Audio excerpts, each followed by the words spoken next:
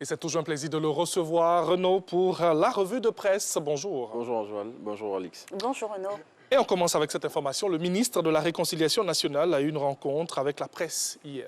Oui, et au cours de cette rencontre qui s'est tenue à son cabinet, Kakabe, entendu par la Kwadio Konan-Bertin, est revenu sur les grands axes de la mission à lui confiée par le chef de l'État en indiquant que dans le cadre de cette mission, il se rendra au Ghana pour rencontrer les Ivoiriens qui s'y trouvent encore depuis la crise post-électorale de 2010 afin de préparer leur retour au pays.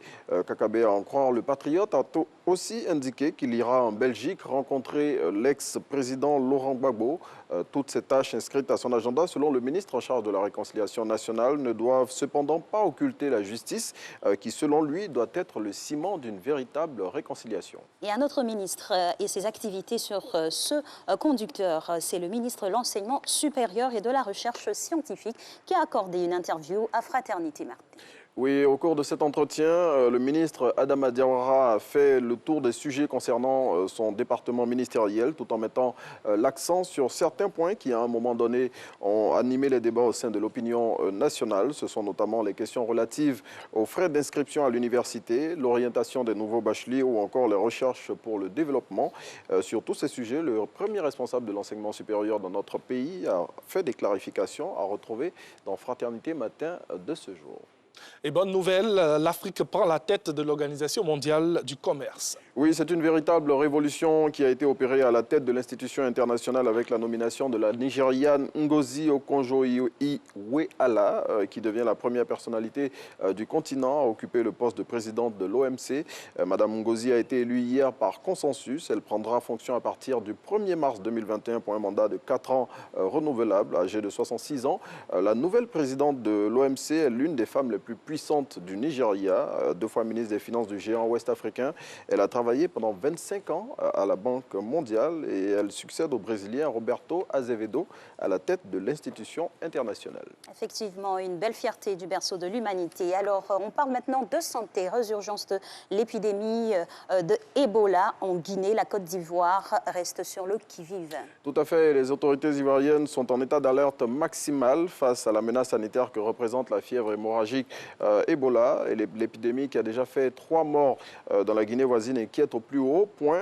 Le gouvernement ivoirien qui a pris d'importantes mesures afin d'y faire face et retrouvé donc dans le matin de ce jour les précisions du docteur Aka Awele, ministre de la Santé et de l'Hygiène publique.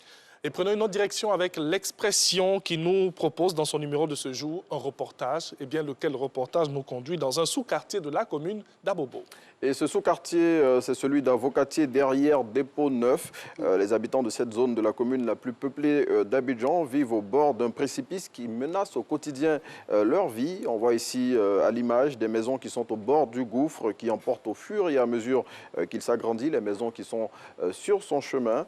Les populations de ce quartier, selon l'Expression, vivent dans la hantise de voir leur domicile aspiré par ce trou béant qui ne cesse de grossir, surtout en cette période où de fortes pluies ont commencé à s'abattre sur le district d'Abidjan. Tout à fait, le temps était donné, hein, vous avez remarqué avec cette journée. On termine cette revue de presse avec les décisions du comité de normalisation de la FIF qui provoquent des grincements de dents, nous dit-on. Oui, tout à fait. Des clubs grognent après les dernières décisions du comité de normalisation de la Fédération ivoirienne de football. Ces clubs qui sont directement impactés par les décisions de l'équipe dirigée par la sénatrice Mariam Dao Gabala crient à l'injustice.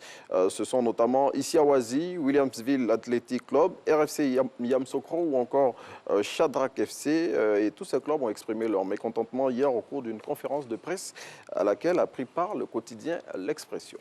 Merci beaucoup. Et Merci, surtout un mécontentement quand on est relégué en... Oui, en division inférieure. Oui. Ouais, pour la plupart d'entre eux, il y a des clubs de Ligue 1, Ligue 3 et Ligue 2 qui vont prendre l'ascenseur pour aller vers le bas, quoi.